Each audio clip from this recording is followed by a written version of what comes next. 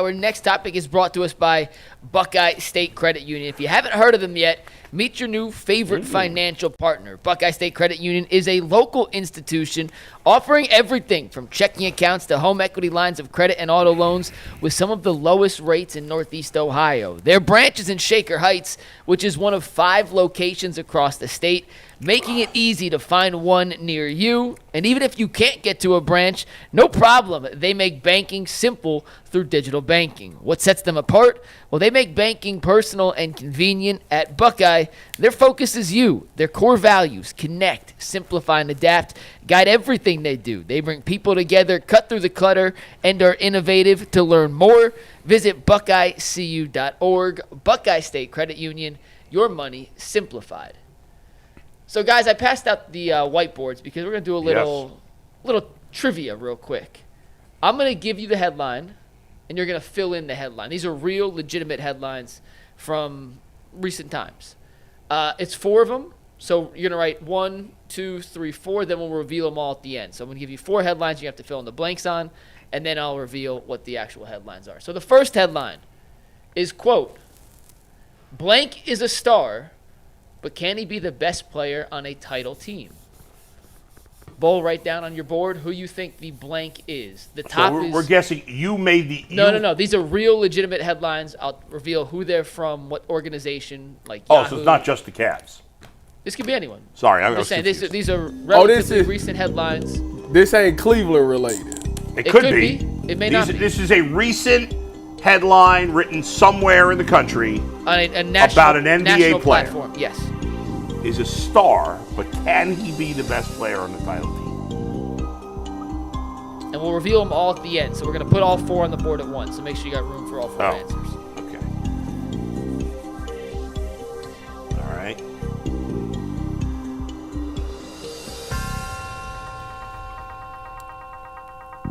Okay. How you guys got your answers? Yeah. All right. Don't show anybody. Just keep it close to the chest. Okay. Second headline. Steve? Are the blank tough enough inside to rebound and defend against the league's top contenders? Blank. Tough enough inside. Are these all headlines this season, or could they be from the past? Well, in the last year. That's last year. All right. Okay.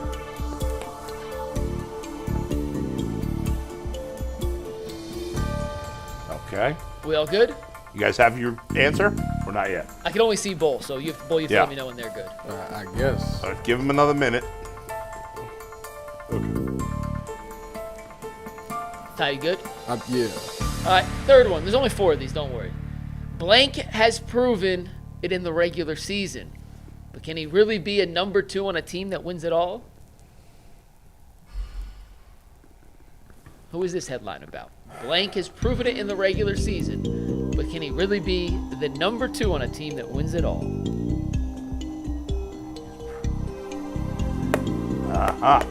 Okay.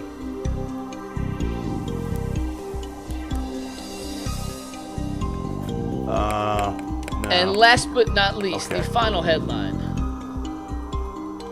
After another upset loss in round 2, is it time to have serious conversations about the blank's core? Trick question right there.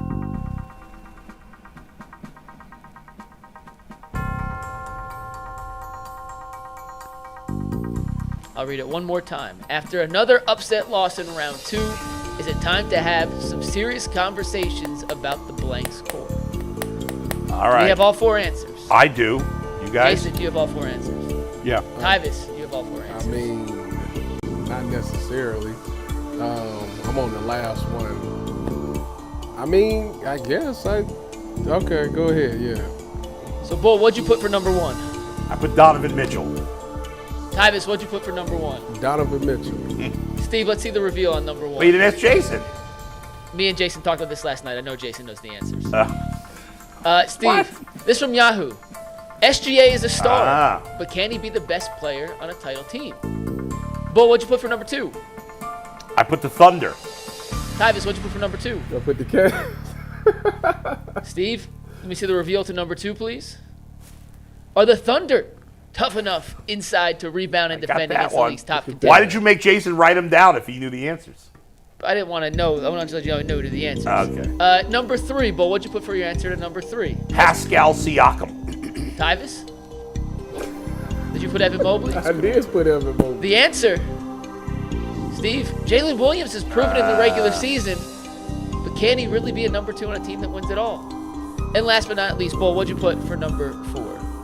I put the Rockets, but I'm guessing it's the Thunder now. They've all had a Tyvis, what'd you Thunder. put for number I put 4? the Cavs, but I'm guessing it's the Thunder too. So Tyvis is exactly, and you're right, it is the Thunder, Steve. You want to reveal the final? What is your point of this exercise Is now? that they all had the similar questions that the Cavs had? Yeah, but they've disproved them. So my point is, And they've been doing it for less years than the Cavs. my point is Yeah. with this, and I'm not making a sweeping judgment. I just wanted to point out some. It is similar very criticisms. revealing. If you look at that stuff, Yeah.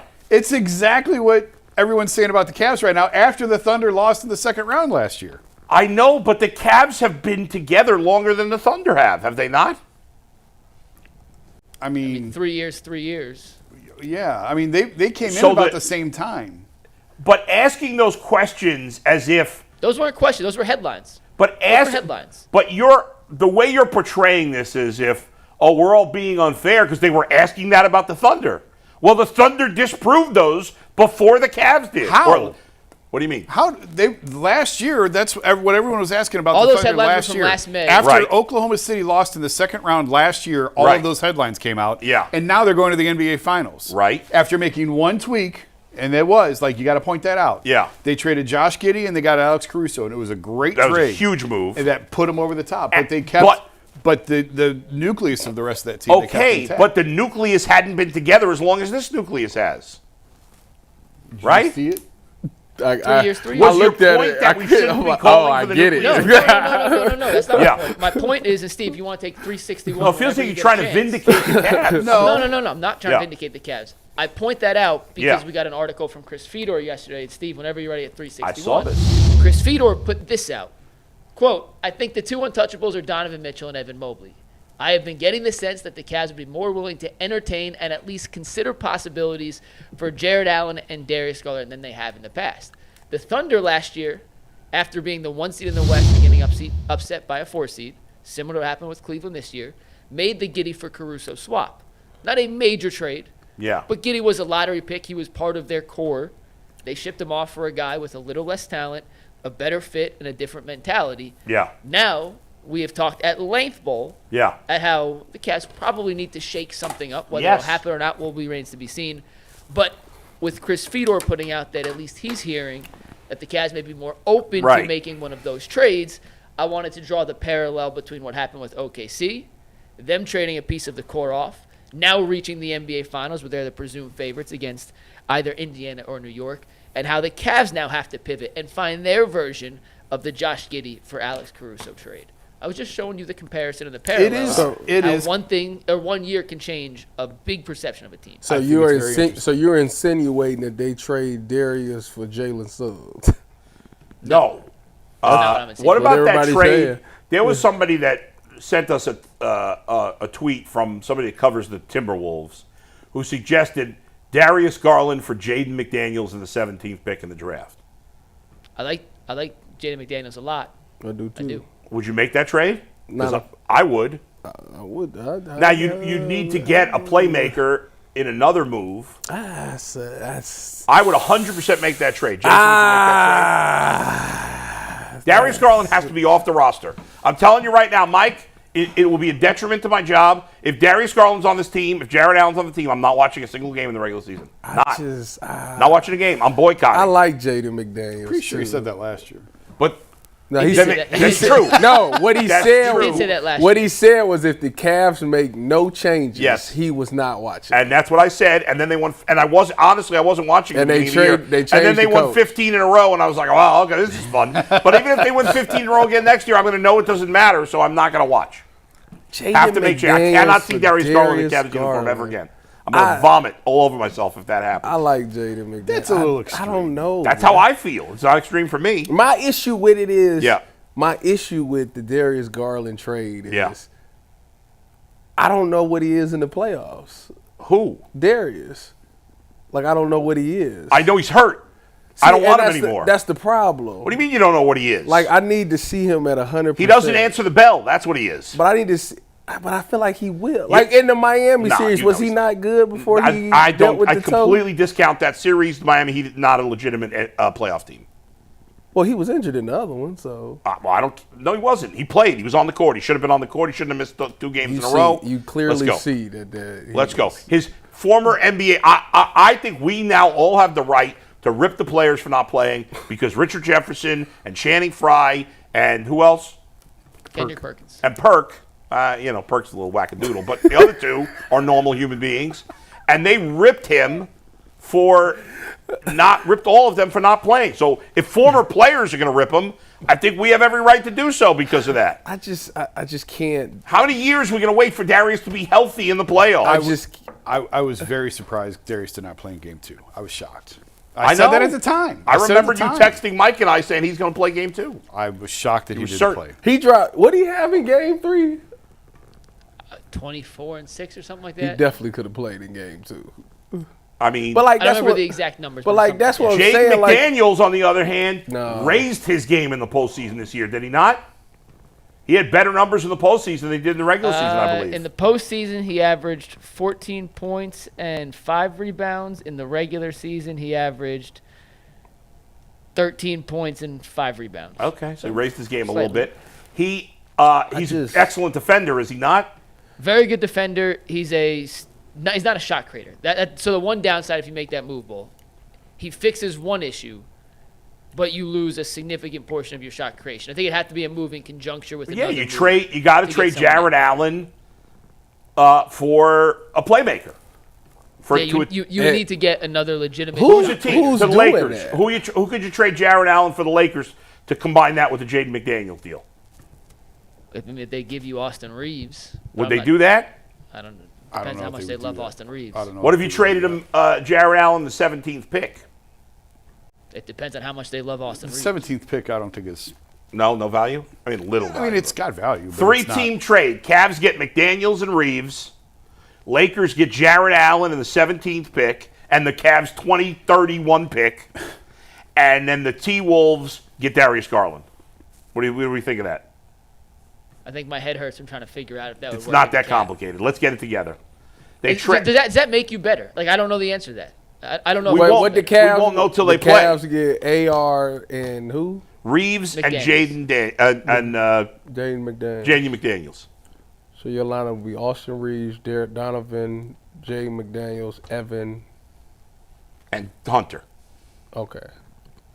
I can't get behind this because I've never been a proponent of breaking up the backcourt.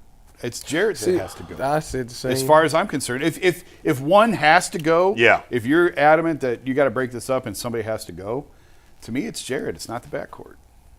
And I know they're small. Yeah. And by the way, I've had NBA people tell me you're nuts. No, they should break up the backcourt. Yeah. Because of how small they are. And this was back even before they lost, saying like they're really going to struggle with Boston. Boston, they're going to have a hard time guarding Boston in the series because of how small they are in the backcourt. Yeah. But I don't think it's an issue of Darius and Donovan being able to play together. But Darius it's about did, the size, Darius and his did- health. Darius did again. I was shocked. I was a little disappointed that he didn't play in Game 2. But I'm not going to, because I'm shocked and disappointed he didn't play in Game 2. I don't want to swing all the way the other way and say, well, now he's got to go. Now you got to trade him because he is a very good player. So Bull, you only could get rid of one. Which one is it? I would get rid of Jarrett Allen if I could only get rid of one, but I'd rather get rid of both. I just think it's easier. That's like really breaking. The Cavs also need to make a move to lengthen their playable players. The Cavs can't win as is because they don't have enough. Look at Indiana and Oklahoma City, how many playoff caliber players those teams have. You got a lot. The Cavs don't have that number. We overrated their bench. I don't know what Ty Jerome, you and I were talking about this yesterday off the air. Ty Jerome was the story of the year for the Cavs. Nobody gives a rat's ass what Ty Jerome does in the regular season next year. You got to bring him back. You explained to me, it's a good point.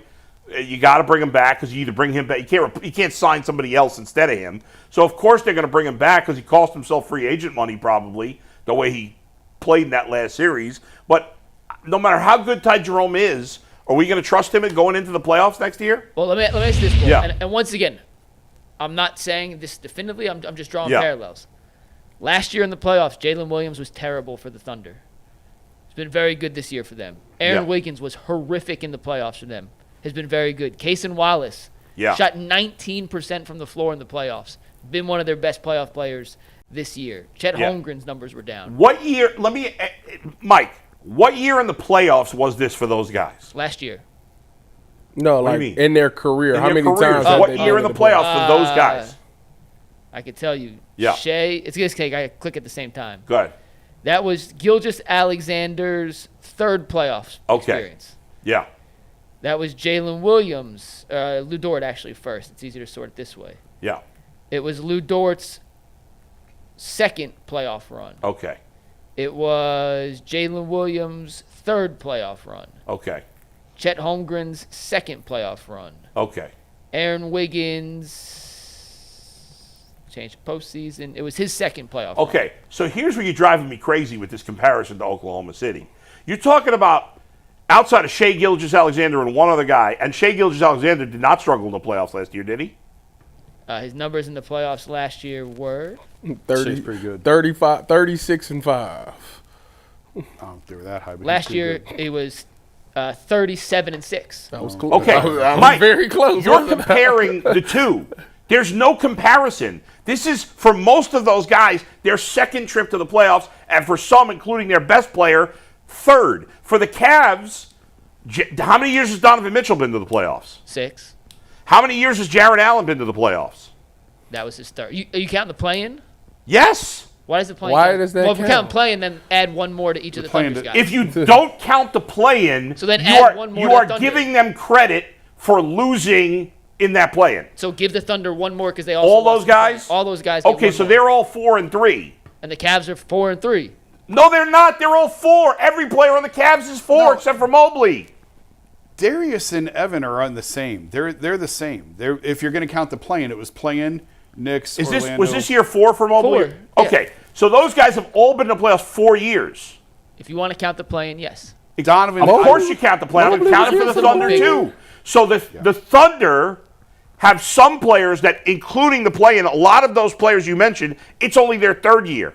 Yes. Everybody on the Cavs is fourth year. And in that third year for Oklahoma City and fourth year for a couple of the guys, they moved on to the finals. So that means- the Cavs guys in year 4 for all of them, except for their best player who's done it for more than that, they didn't move on in that Everybody 4 years. progresses at the same rate, and therefore, if you don't do it by year 3, then it's not going to That's happen. not what I'm saying. That's exactly That's what what you're you're saying. saying. That is what you're That's saying. what you're That's saying. not exactly what you're saying. Can I explain what I'm saying? Please, because you didn't See, do a good job the first time. compared the two as if, well, it's all set for next year for them to progress forward. That's not what I said. Okay, well, you're accusing me of saying something that I didn't say, so I guess I can do the same to you. Yes, McNuggets. it could happen next year, but it's comparing them to the Thunder is not apples to apples because the Thunder have progressed quicker than the Cavs have. Is that fair to say? By like one season, because they were right Well- around the. No, listen, because Yeah. they were right around the play-in at the same time. I'm trying to do this off memory. They were both like playing teams around the same time. They were both on similar tracks. To your point, Donovan's been in the playoffs multiple Yes, times. yes. And I wrote this. We've talked about this. I think we know the ceiling of a Donovan Mitchell-led team. I Yes. wholeheartedly agree with that. Second- It's the second second round. round. Yes. How much more evidence do you need? We don't need any more That evidence. doesn't mean that He really can't never be, made it to the third round. But that doesn't mean that he can't be a terrific player on a team that goes to the finals and wins a championship. I agree. He just can't be the number one. Agreed. But the point is the Thunder have done it essentially in their third run. For Shea, it's his fourth run, but he was never the problem anyway. And Donovan is way more experienced than Shea does. And they've done it for a lot of those guys in their third run. For Shea and one other guy, it's their fourth run. Yep. Okay, so whereas if they're the doing it in Cavs their on third their run- fourth run, with Donovan's sixth run, they did not get past the point. I'm not saying they can't at some point. I'm just saying it's already taken them longer than the Thunder if they do it at all. No one's disagreeing with that. I just think. Okay. I just think. Then we're all on the same page. from the standpoint when you look at other teams, like it's a lot of the Cavs are doing two things that they say you're not supposed to do. Not supposed to play. Well, Evan Mobley. All right, take that back because Evan can shoot now. But before that, they had two bigs that couldn't shoot, and then they had two undersized guards. Yes. Yeah, they still have two undersized guards. So they fixed one because Evan can shoot. The undersized thing, I mean, you can't take away what Darius does from an offensive standpoint. Like he outside of Donovan, he's like the only person that I actually have faith can go get his own bucket. Yeah, but he can't. He doesn't post when it matters. So here's my issue, I guess, with trading Darius, because you've now created a hole that you now have to go back and backfill. Because we just said, okay, well, if you trade a creator, now you got to go get a creator. Well, number one, that's not as easy to do as we're trying to make it seem. If you move Jarrett, you're not creating a hole.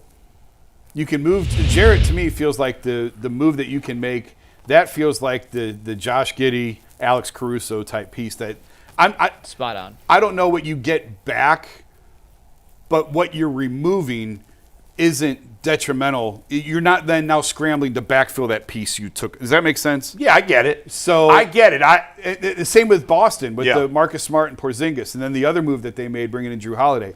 There was nothing that they didn't create a hole that they had to then scramble to backfill by doing that. Yeah.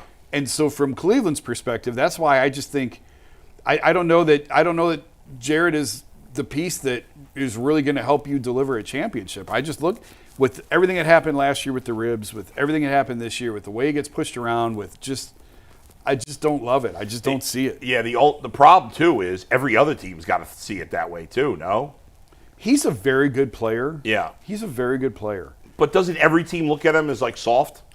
And so why is somebody going to trade for him? I mean, it depends on the team. If you put him around a bunch of dogs, it's not as. There are a few teams I think would overpay for Darius Garland. Minnesota being one of Jarrett Allen I'm talking about. I'm saying both. Yeah. And particularly, so if there's teams that would overpay for them, then trade them. I get what you're saying. Yes, there is losing Jarrett Allen is to me is no big deal for the Cavs. You know, it hurts them defensively. It definitely hurts them defensively.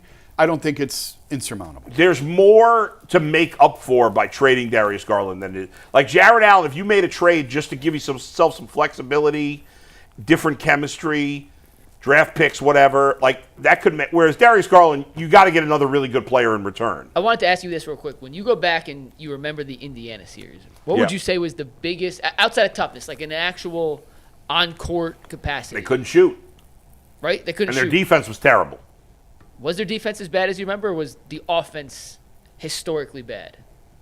The offense was I would terrible. say both, but it was just I would Donovan. say the offense not being able to shoot at all would to me be the biggest headline. I agree. We go back 2 years ago when they played the Knicks in the playoffs. Yeah. We kept feeling like, oh, my God, they can't score. They can't score. Right. They've got over 100 points one time. I believe the number, and I hope I'm right on this, in the 11 games in those 2 years that they played under Bickerstaff, they scored over 100 3 times. Yeah.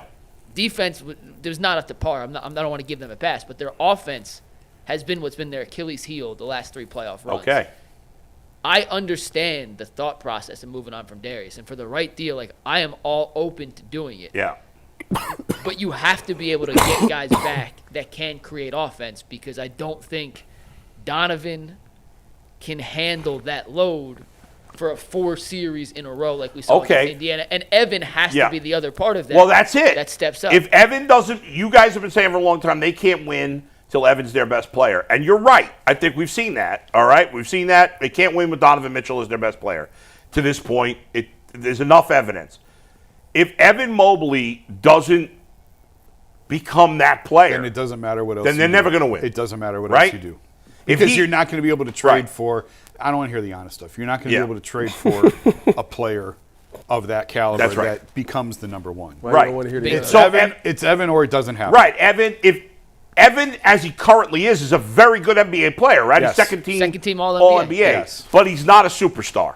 Not yet. No, not yet. If he doesn't become a superstar, they'll never win a championship. Is that fair to say? Or most likely. I agree. Yeah. And the other thing, and we'll move on because I want to get one last Guardians topic in. If you look at OKC, if you look at Indiana, if you look at the Knicks and squint the right way, in the playoffs, the teams that have had success the last 3-4 years in particular, and I know basketball's changed, they have 3 guys who can generate a shot at any given time. 3 guys that can create for themselves. Indiana has Halliburton, Siakam, and Nembhard and Nesmith. They take turns being that guy. OKC, obviously, with SGA, Jalen Williams, Chet Holmgren. The Celtics last year. The teams that can't win at the highest levels are the teams that have one or two guys because the defense can focus so heavily on those two and force everyone else to make it. The Cavs have Donovan. Evan has to become that guy. Darius, in theory, and I put theory for a very specific reason, is that third guy. He hasn't been healthy enough. He hasn't lived up to that, hasn't played well enough to have become and solidified his spot. If you make any deals this summer, you have to make sure you enter next season with a third guy who can be when all hell breaks loose, can you get us a bucket in a playoff situation? Don't you think those teams also have a lot more players that are versatile, that can do more things? Like, I think the Cavs are actually pretty versatile. They are? Yeah, I think so. Maybe not as versatile as OKC, but I think more versatile than most, yeah. When you say versatile, what do you mean? Guys, like, how many guys do the Cavs have that are really good both offensively and defensively, that can shoot and get the ball to the basket? Say it again? That's good offensively and defensively. And can shoot and drive. Get to the basket. Well, do you count Donovan and Darius as no? Darius and Donovan are not great defensive players. No, but the front court makes up for it, which is why I say losing Jarrett is detrimental to them. But I think DeAndre was a big addition to what they can do because of the length that he provides. He can shoot. I wouldn't put him in the creator category, but he can help on the offensive end. So I just think that they can do a bunch of different things well, and you can put a bunch of different lineups out there. I still think that they are, if they're healthy, I think they beat the Pacers and I think they beat the Knicks. Now, part of the issue is you have to learn how to play when you're not healthy, and that's where I think they struggle. I don't think it's an issue of fit. I don't think it's an issue of they're not versatile enough. I think it's an issue of of being able to fight through when you aren't 100%. Who are you, Kobe Altman? But Jason, the Pacers have 8 players that are really contributing. The Cavs don't. The Pacers are playing incredibly well right now. Let's come back a year from now and see if you still feel the same way. Well, 2 years in a row, the Pacers have gone further than the Cavs. They went to the conference finals last year. What if the Pacers win the finals? What if they win the finals? Yeah. Congratulations to them. Would it change how you felt about the city? Because that'd be 2 years in a row. Because I don't think they're getting past OKC. I'm just saying that'd be 2 years. So yeah, I would be really impressed by them. Okay. Because last year I don't think they're not getting by the. The Pacers are about to win their third series of their in 2 years, and they were an underdog. They were in the play-in championship for whatever that's worth. They were in the play-in championship last year. They went to the conference finals last year. Yeah. And meanwhile, the Cavs have not won a single series where they were an underdog. I hear you, but I still believe if they're healthy, they beat the Pacers. I wholeheartedly believe that. Right, listen, I'm not going to argue. You know more basketball than I do, so I'm not going to argue about that. But the issue is, I don't believe that anymore. The issue is, their mental tough. Like I agree with Kobe on that. Is he wouldn't come out and say it, but I think the mental toughness that I interpret that is. You got to go, even when you're not right, even when you don't feel well. Like I thought Perk had a great. I know you think he's nuts, but I thought he had a great answer on you don't. Can I cut? I don't know. Just cuss. He said you can't shit, shave, or bathe until you win another game. Like it is that obsessive. With and I don't think Darius and Evan have that mentality, but speaking of shit, getting shit on this whole offseason might help get them there. If this doesn't get them there, nothing will. That's right. Because they're going to just get torched this entire offseason. They're going to hear their name in trade rumors and everything else. Oh, Jarrett Jarrett is what he is. I think Jarrett is what he is. Well, you can't change Jarrett. That is why exactly is Evan getting because he missed the game with the ankle? No, probably and not. He didn't step up his game in the playoffs. But Evan needs to become. He did. I thought he played solid. He didn't play solid in them games. Can't play solid. You second team All NBA. You got to step up your game. Evan needs to become the best player on the team. But I guess I'm more talking about Jarrett and Darius. Yeah. And like and Donovan too. But I mean, Donovan, I think Donovan, I've talked about it before. I think Donovan's obsessed with winning. Yeah. I think he's the only guy on this roster that is totally consumed and obsessed with winning. And now those other guys have to get there. Jarrett Allen's obsessed with playing 82 regular season games. If this offseason doesn't get them there, nothing will.